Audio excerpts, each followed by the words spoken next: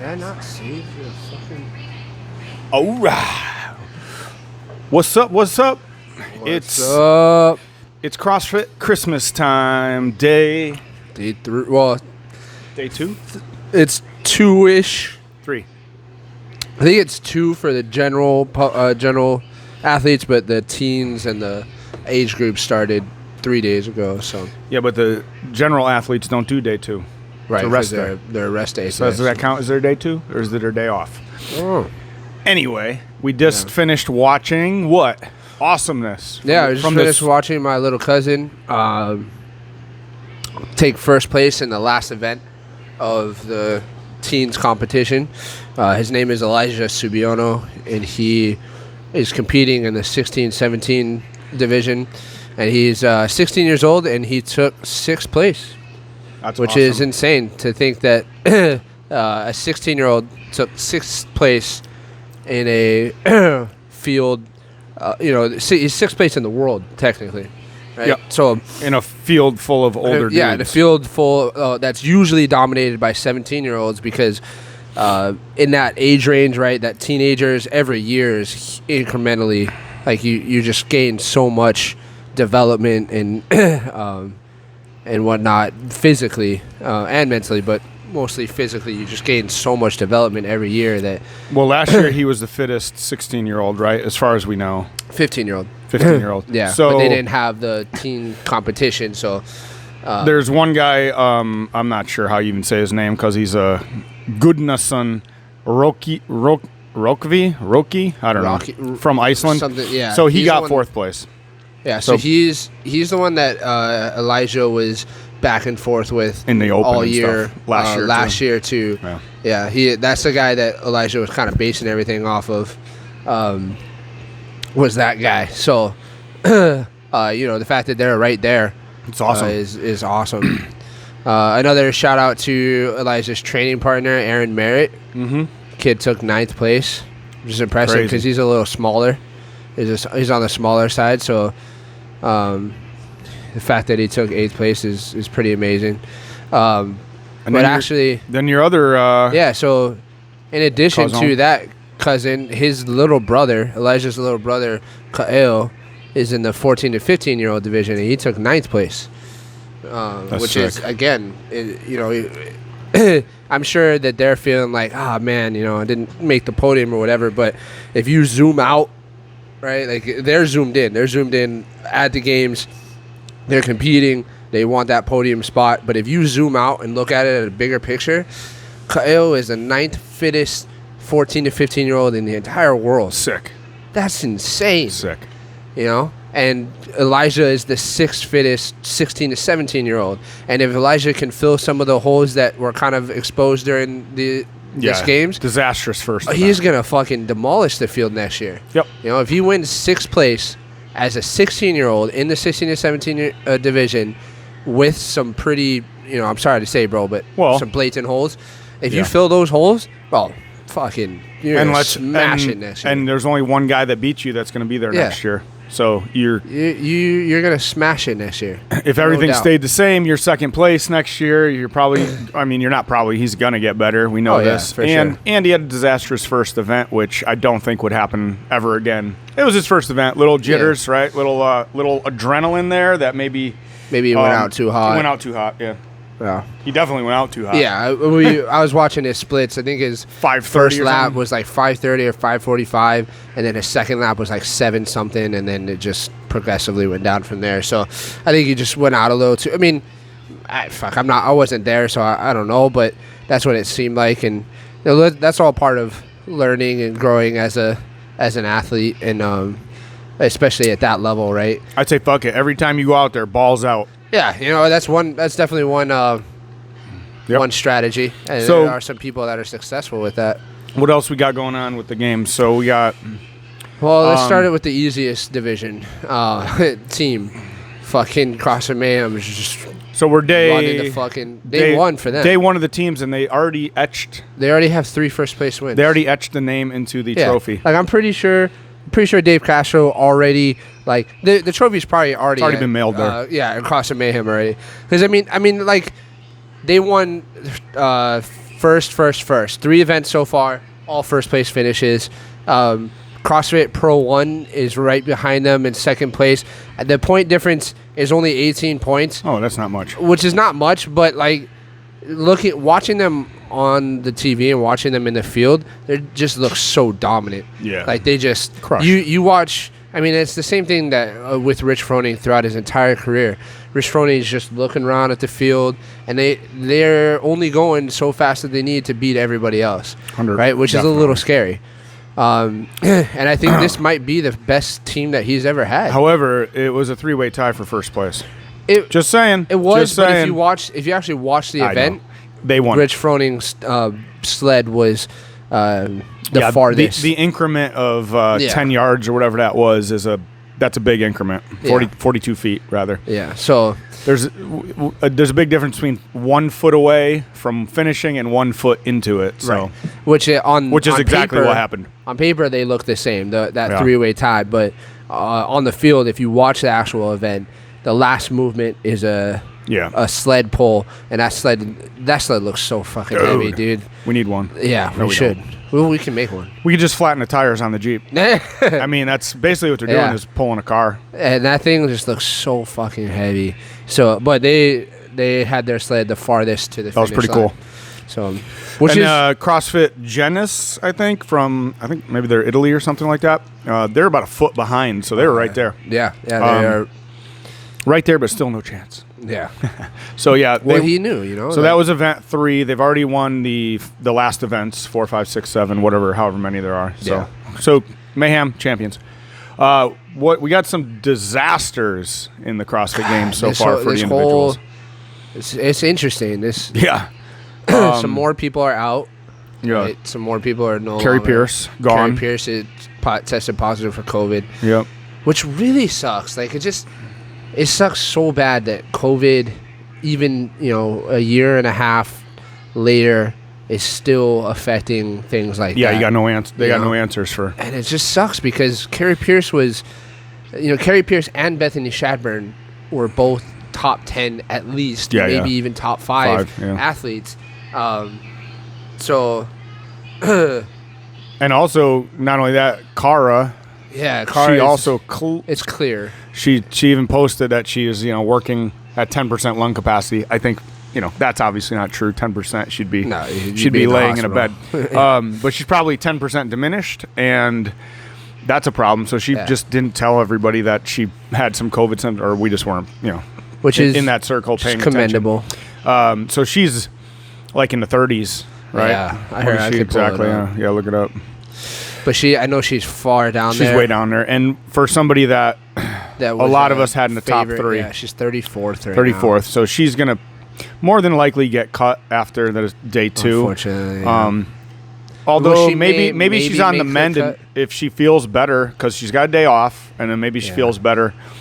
She can make a charge, granted. She could, and that it's definitely possible. We've already seen that But happen. she's not going to win. No, she's out of that. I mean, come on. She's out of podium running. Tia Toomey is looking like Mayhem Freedom now with 3 first place event wins and a second place to.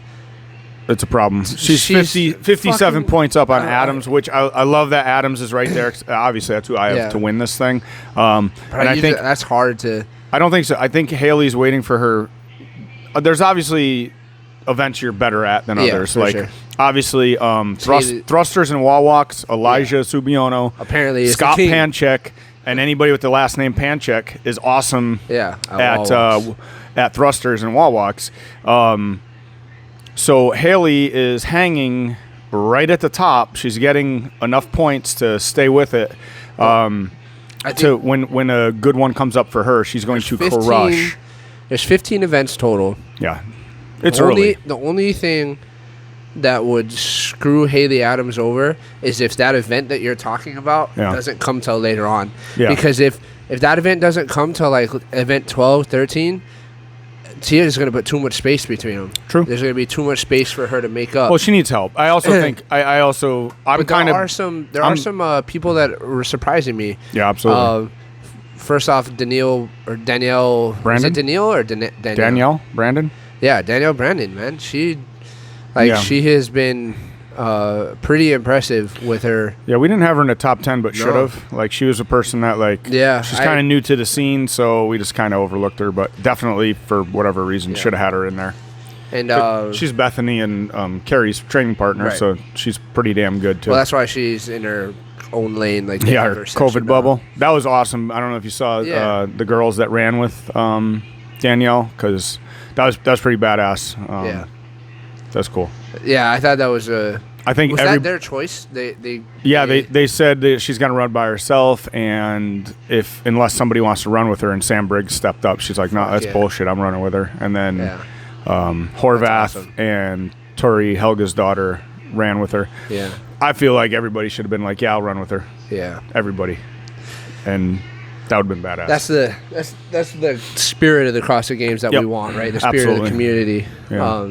So that's nice. I like to see that, especially at that level, right? Seeing it. And I feel like if you're at that level, fuck COVID. Yeah. Fucking punk ass.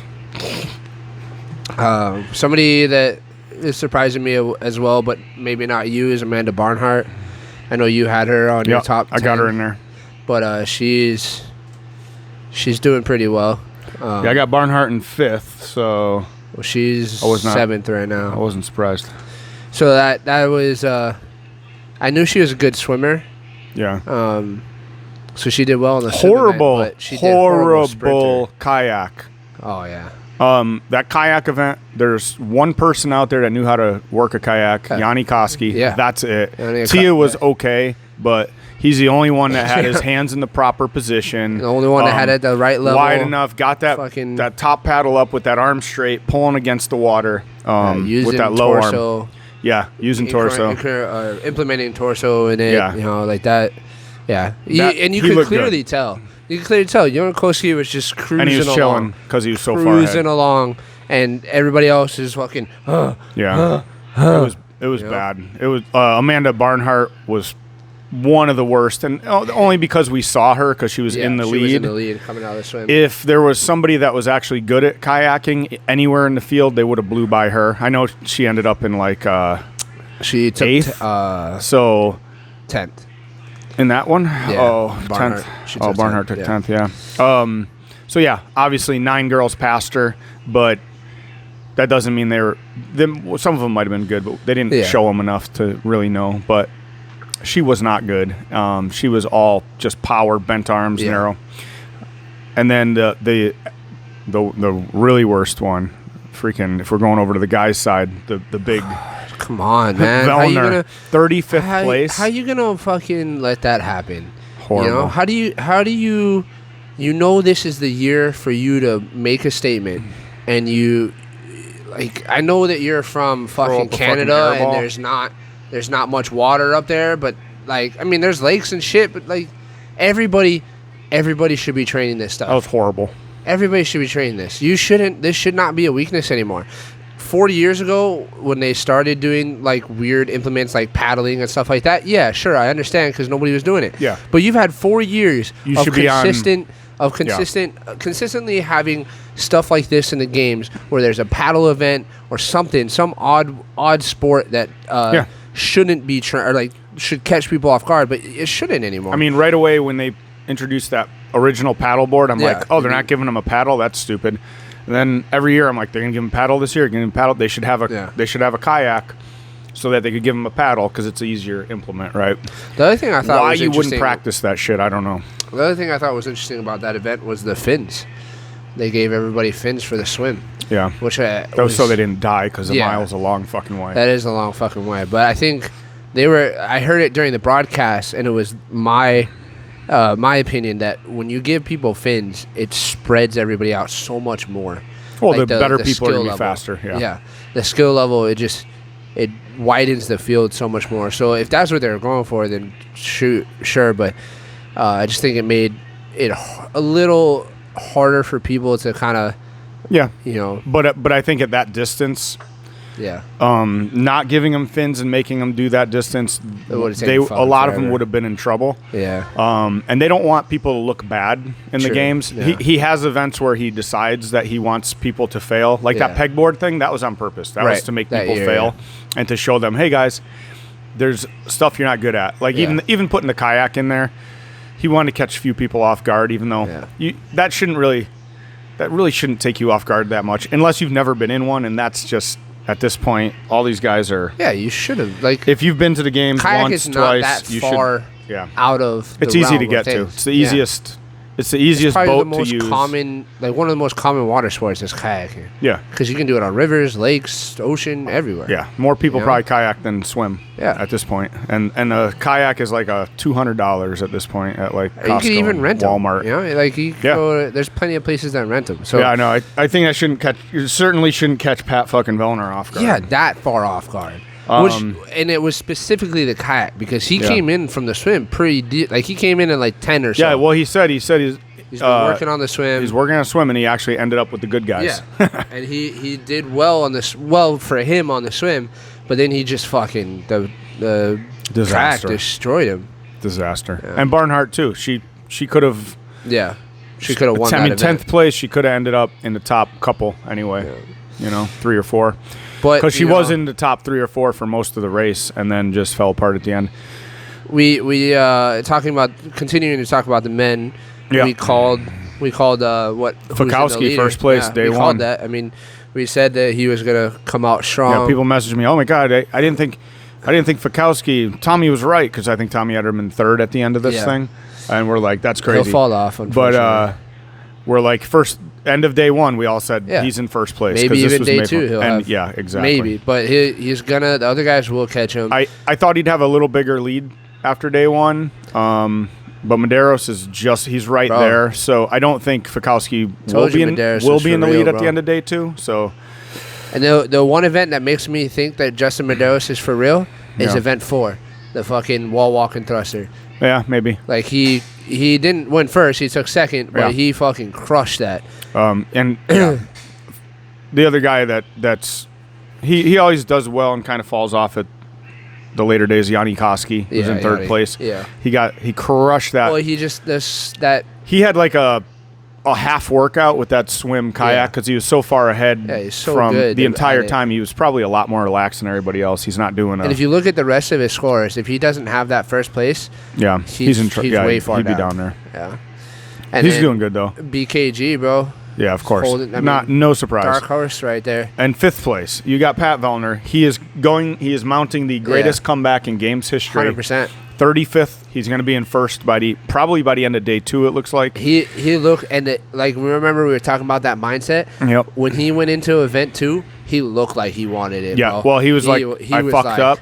I could see it in his eyes, just like I'm fuck this. I'm he's like I messed up in that first one. I have to make up for it, and it's just 100% from that point on to get back in this game. If you take out that first place, he has 11. We'll call him 11 points if you add up all his places. Yeah, he has half the numbers of anybody else in the game here. Yeah. You make that 35th because Fikowski 17. He's in first place. I think Fikowski would be in. He's got 19, 20, 21. So he's got 22 points with the 3 events. So literally, Vellner would have double the points of anybody else in the field. If you take the 2nd, 3rd, 4th event, that's a problem for everybody. Oh yeah. Because the one event that he's going to shit at, luckily he shit completely. Early, yeah. 35 out of 38 people. That's hopefully bad. That keeps him from shitting later on. You know? Yeah, and so now you have a problem because Vellner's they didn't separate themselves enough from him, and now he's in 5th fucking place with, man, he's only 50, not even 50 points. Third was at 2. He's 34 points out. Yeah, there's 1 or 2 events. Yeah, 2 events probably. Depending on what the events are. Yep. And some new names in the top 10. I'm not even going to try and pronounce Andre Houdet. Yeah, and Lazar Dukic. Yep. Him and his brother, the Dukic brothers. Awesome.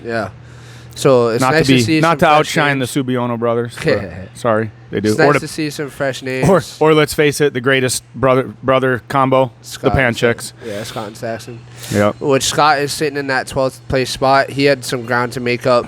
Unreal. But fucker, what happened on the sprint, bro? All right, so Scott has a blown out knee. Oh, that's right. He had a meniscus problem, right? So he has no ACLs, I guess, on either knee. Yeah. Something like that. And then he tore his meniscus in July. We are in July. So in the beginning of the month, he tore his meniscus. So he said he hit that the sprint hard. That sprint hard, and he felt pretty good about that. That makes sense because... and he had to pull up and basically just finish, right? So... that makes sense. When I tore my meniscus, running was the worst thing. Yeah, he knew that he had to just go as hard as he can till it blows out, or he wins, and that's why he's doing what he's doing. First place on fucking event 4. Actually, Scott's the one that said he did really well in the swim. That he came out with the lead dogs. I don't know where Vellner was. I misspoke a little while ago. Anyway. Yeah, so because Scott got 24th in the first event, which he felt was pretty good for him. No, Vellner came out of the swim. Did he? Yeah, no, I don't know where he was. Like not like top but I 5, quoted but he was, what I said was what Scott said, that he came out and he was like with the guys that were really good, and he was like, oh, I finally fixed my swim. Yeah. Not so good on the kayak because again, he said he only kayaked once on a date with his wife, and it's ridiculous. So that was a good event for him, and he said this is actually said this is his best day one ever. Yeah. So especially with a first and a third, he hasn't had a first place since 2012. What? Yeah, that's crazy. So this is by far his best day at the games. Noah Olsen, not doing too good. He looks like he's struggling on some of these things, man. Yeah. Especially like event 2. That was an event that I thought he would kind of run because that was pig flip. That was the muscle ups. Yeah. And like he's known for that, right? He's known for gymnastics endurance. So I was surprised. I think there might be a little bit of like the guys that made it to the games last year. They've all kind of everybody's been in their own little bubbles lately, right? And so guys that made it to the games last year, then you had all the Glassman bullshit, and then they're on social media being leaders of the community. And I think those guys that they put themselves on a different tier, like they're above everybody else in that aspect, and they're separated. And the games, we're the top 5 best. Well, unless the other 30 people were there, then you probably weren't being in the top 5 for a lot of them. And I think they maybe, and I don't know, I could be wrong, maybe got an overinflated ego due to the last 2 years. Because it's been 2 years since the games, right? Even last year was only in October.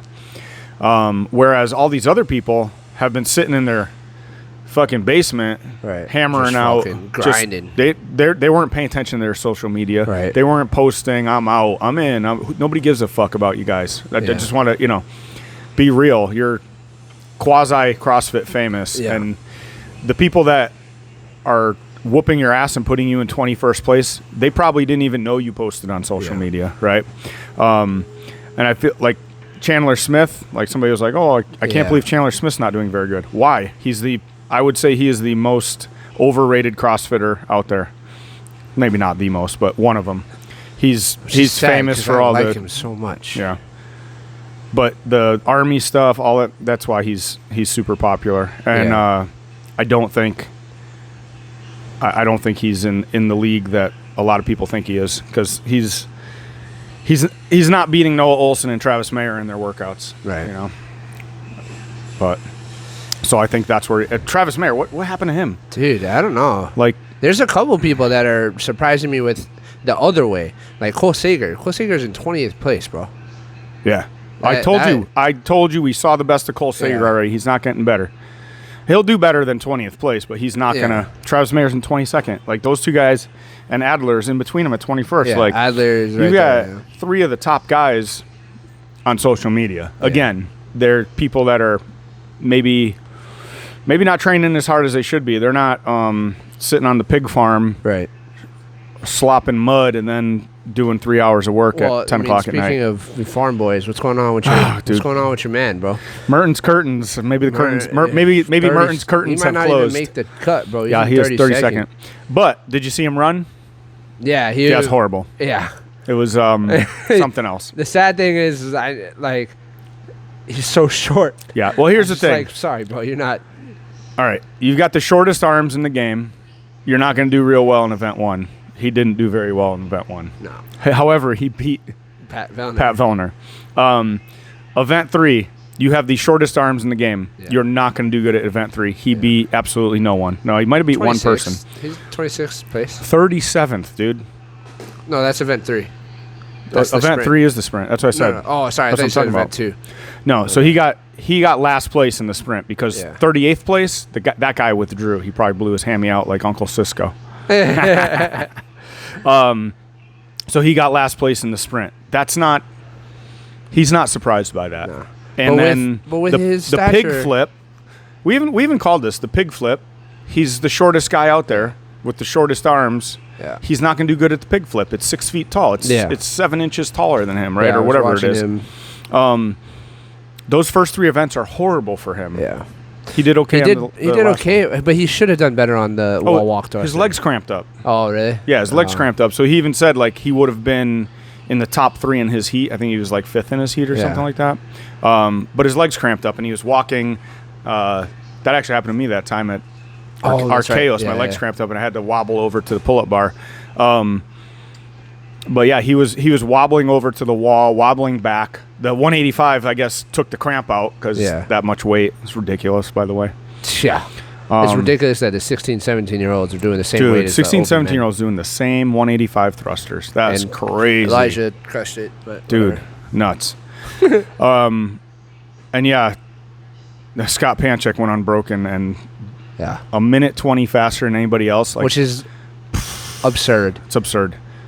Absolutely absurd. On a blown out knee. Yeah. Think about that. I mean, squats don't really affect your meniscus as much. As long as your hips go back. And obviously Scott's squat is pretty perfect. So I'm not surprised about that. There's not surprised that it didn't affect him. One more guy that is in a place that we didn't think, Jason Hopper. Yeah, I mean, again, he's not so far down because if you look at the point spread. No, it's early, dude. It's early. If you look at the point spread between Jason Hopper and the top 10, it's only 50 points. Yeah. So, I'm not too worried about it. And he did really well in the sprint, which I was surprised about. But he's got a football background. And he did well on the first event. So, it's just that it looks like maybe gymnastics might hinder him a little bit. So, I don't know. We'll see what he does. Somebody that surprised me, too, is Samuel Cornwire. Sorry, bro. I forget butchering your name, but once I found out where he's from, I realized why it shouldn't be surprising. Yeah, he's hanging out at Mayhem now. Last training at Mayhem, 14 weeks or so. I watched him during the Open. I think he did really well on the burpee box jump over workout, and he's the one that I watched his video, and I was like, oh, that's how you do a burpee box jump over. Like, game changer. You guys go on, watch his video on that. I think it's on YouTube, but his burpees are amazing. Yeah. If there's a burpee workout, watch out. He's going to crush it. Yeah. So far. So what do you think of the well, let's see. What do you think of the workout so far? Do you like them? Do you think they're doing are they exciting to watch?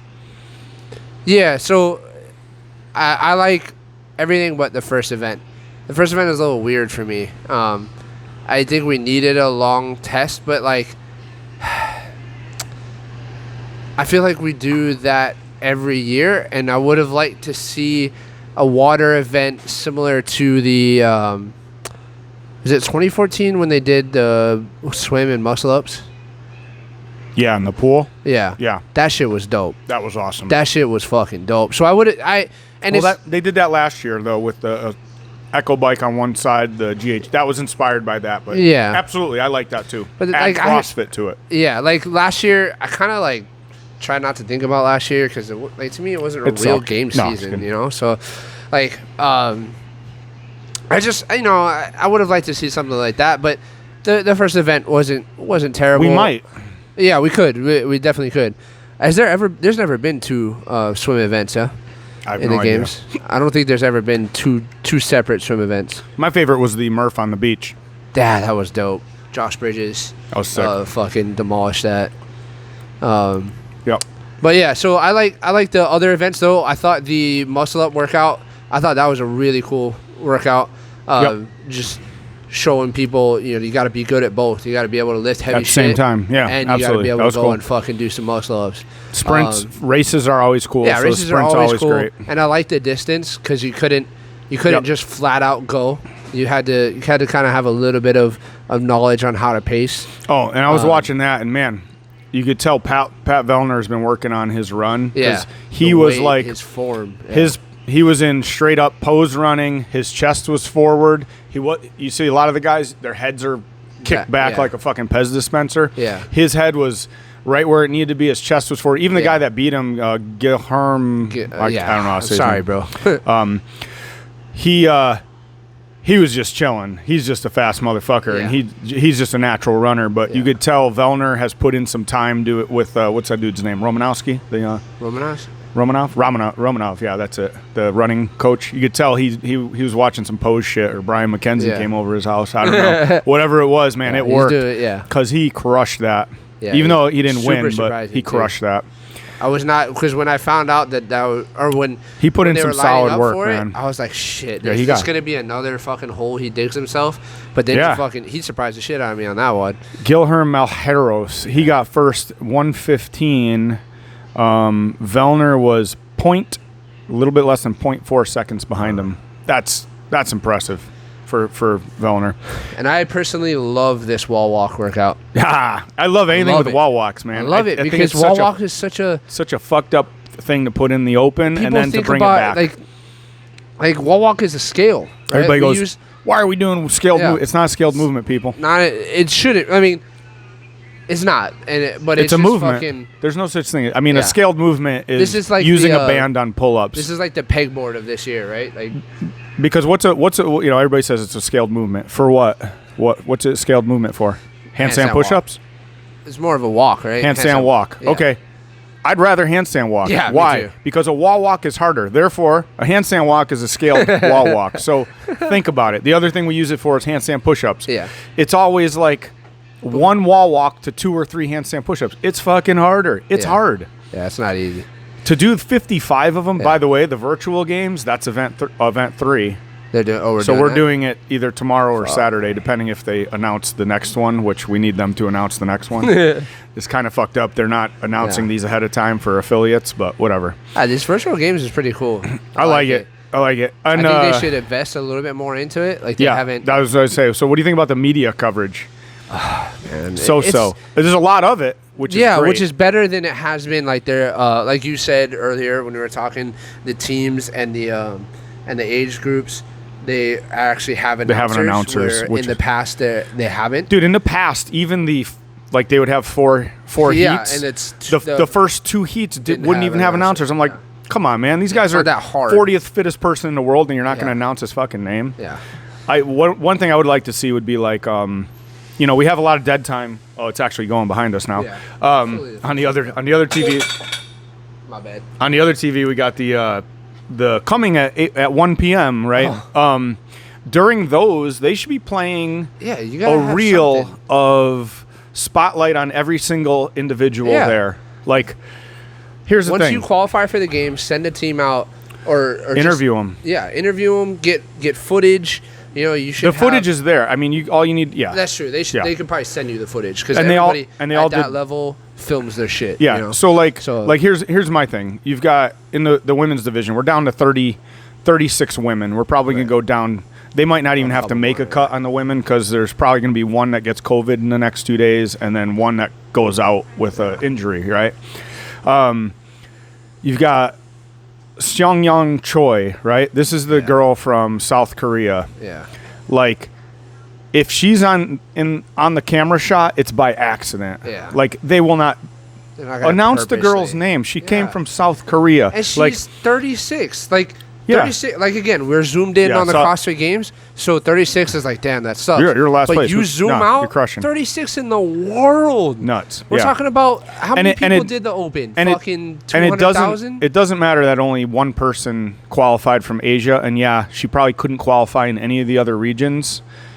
But who fucking cares? She qualified. Still made it. Yeah. So I think give her something. Say her name, mention her, say where she's from, talk about her. Yeah. We don't. They have it's this every year too, and I don't. They're always changing cameramen. They're always changing. Clearly, they fired the media department 2 years ago, and now you have a whole new department. But like, stop showing Matt Frazier sitting on the sidelines after he wins. Yeah. I don't give a shit what Matt Frazier's doing with his fucking water. Let him shove it up his ass. Who cares? We don't care. I mean, that's not like, once they're done, go to the floor, put it on somebody else, and move it around. Like, we were watching Elijah's Heat earlier today, and they were on the girls for 5.5 minutes of 7 minutes straight, like not even moving, just straight at these two girls for at least a minute. And I'm sitting there like, come on, like, I want to see somebody else. Like, barely saw the guys. Yeah, like until Elijah was on his second to last bar. Yeah. They finally put it on him doing the thrusters. Win. Yeah. And I think that's part of the reason why the broadcasters or the commentators are kind of shitty. Yeah. Is because they're they going only by the see camera. they only see what's on the camera. So a lot of times, like, the camera will be on somebody, they'll be talking about them, and then somebody off camera will be doing really well, and like start challenging them for the lead, and then they'll be like, oh, where did this person come from? And I'm like, they didn't come out of nowhere. Well, they even if they had better media coverage. They even made a joke of it in the whatever one Noah Olsen qualified through. It was like day 3 before they put the camera on him, and then I think it was Tommy Marquez or whoever goes, oh, Noah Olsen's here, because he was like pointing out that there's a problem with the media department because they kept putting it on Dolan Pepper because he's okay, cool. He's 18, 19 years old. Yeah, he's impressive for an 18, 19-year-old. He's not going to qualify for the games this year.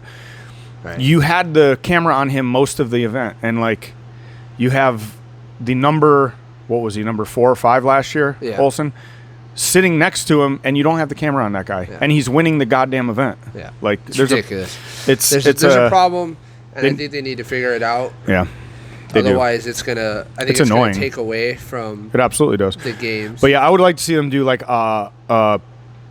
in between these things. There's so much dead time. Just have a reel running in the background. Like, hey, I'm Alessandro Pacelli. I'm from Canada. Right. I qualified this in the Open, and this is my 110th year in the goddamn CrossFit Games. Like, there's another one. I didn't even realize she was there. I saw her in the background of a running heat, and I'm like, oh, there's Alessandra Pacelli.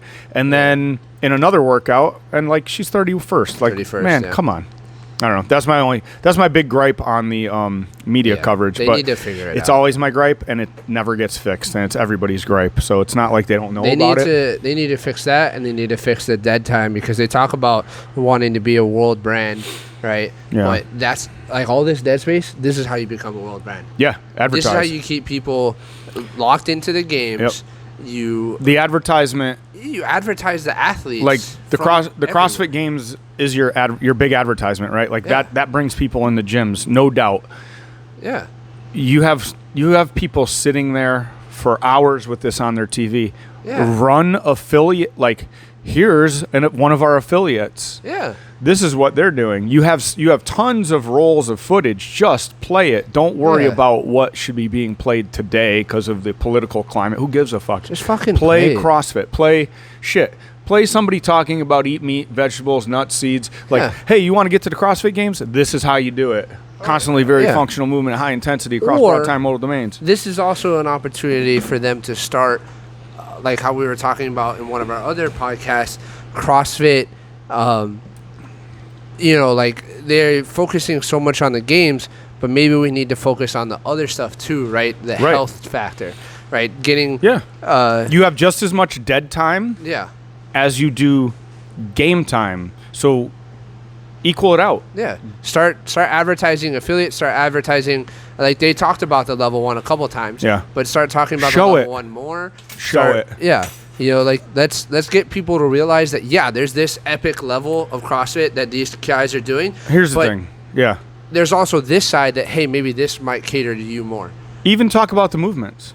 You could do anything. The CrossFit has the largest library of fitness-related material, diet-related material in the world. Play it right now.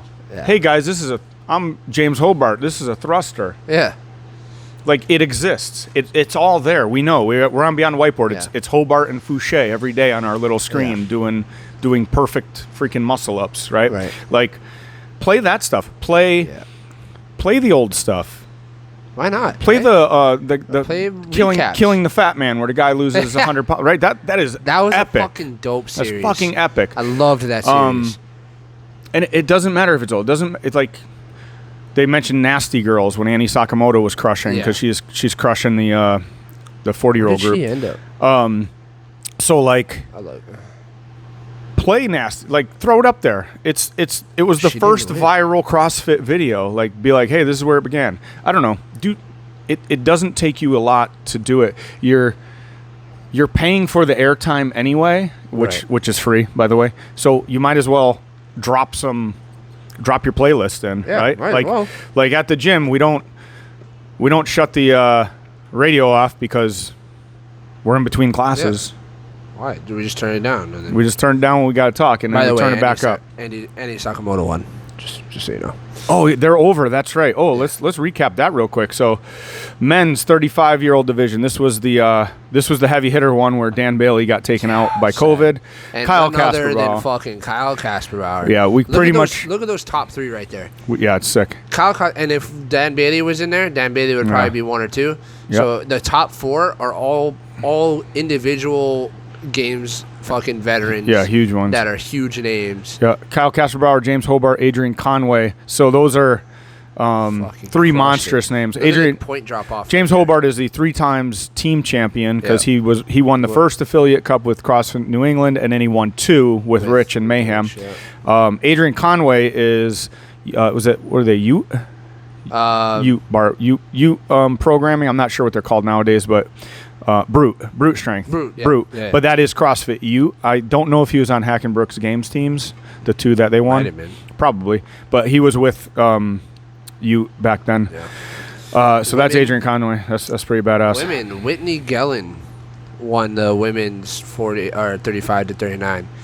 Not familiar with her. Not familiar either. I don't really recognize most of these names. Well, Lauren Gravatt, I've heard of her, but that's also because a lot of 35-year-old women are still in the fucking individual. True. The best 35 to 39-year-old is currently sitting in the CrossFit Games. Her name is Samantha Briggs. I think she's 25. And once she decides to move up, nobody's touching She's her. the champion till she ages. She's 65. She's the 40 to 45-year-old Masters champion until she turns 45 years old, and then she's the 45 to 49-year-old champion till she turns 50. Every year in that she decides to. Age groups that she decides to compete. So men 40 to 44, we got local boy Nuno Costa in 6th place.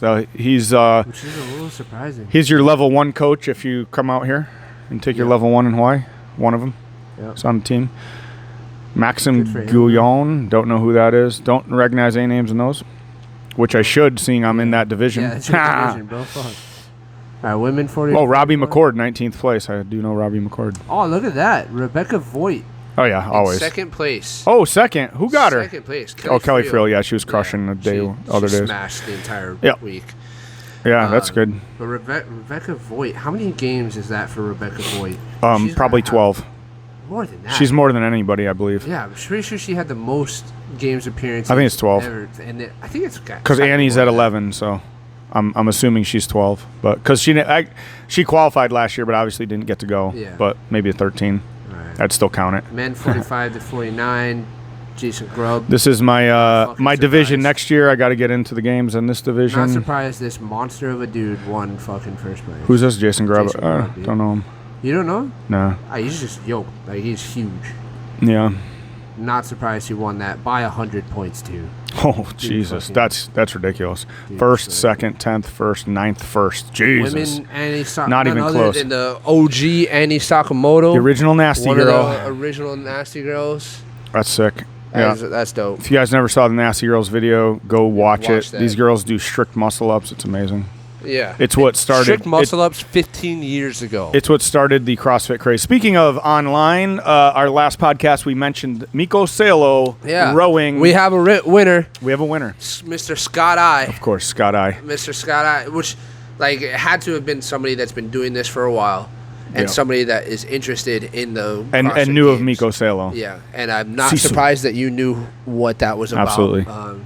So what did he win? What are you buying him? What'd you say? You said you're gonna. I have a bottle of tequila for you if you come to the gym. There you go, Scott. We just gotta pencil off the rest of the night so that when we get blackout drunk, we're good. So Mikko Salo would sit in a closet.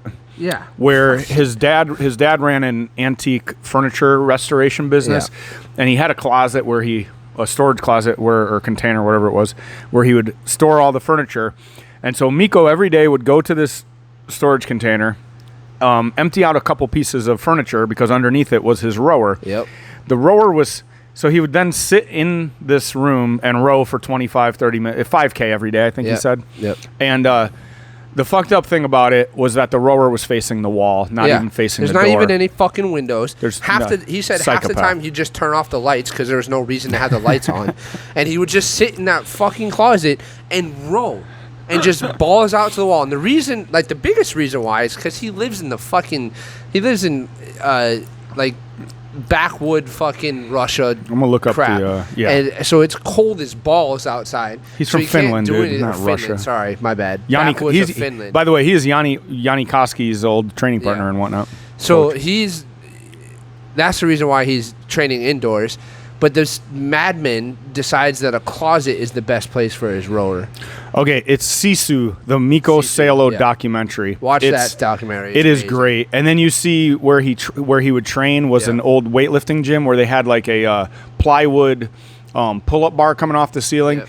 And so he had a 2-minute Fran. He did it with strict pull-ups and he couldn't drop the weights. Yep. Awesome. He was a legend. That mindset, that Sisu mindset, is in my opinion is on level and maybe even surpasses Mamba mentality. Yeah, that his mind was just unbreakable. What else? I think that's about it. Well, let's just shoot over to. You have to go get your haircut, dude. But just Ocean's getting married in 2 days, so he has to go get a haircut. Women 60 to 64. Where is she? Yeah, Mary Schwing. See where she did. She might be 60. She's 65. 65 plus. So yeah, the oldest division we've got. We've got 2 Hawaiian ladies from the islands. This island, rather. She took 9. Where's Ann Namba? She's 17th. Not last. So Ann Namba is from CrossFit East Oahu, not West Oahu. Yeah. She's 17th place. That's awesome. And Mary Schwing, multi-time games champion, right? Yep. 3 times. 5. 5? Oh, Jesus. Yeah, pretty sure she goes to CrossFit 808 downtown. 9th place. That's awesome. Those girls are ridiculous. Ladies. Sorry, ladies. All right. Well, I got a jet, so that's our day 2 or 3, whatever you want to call this recap. We're gonna do one on the Big Island. We're coming from on location next. On location for the wedding. But thanks for watching. We'll catch you guys in the next one.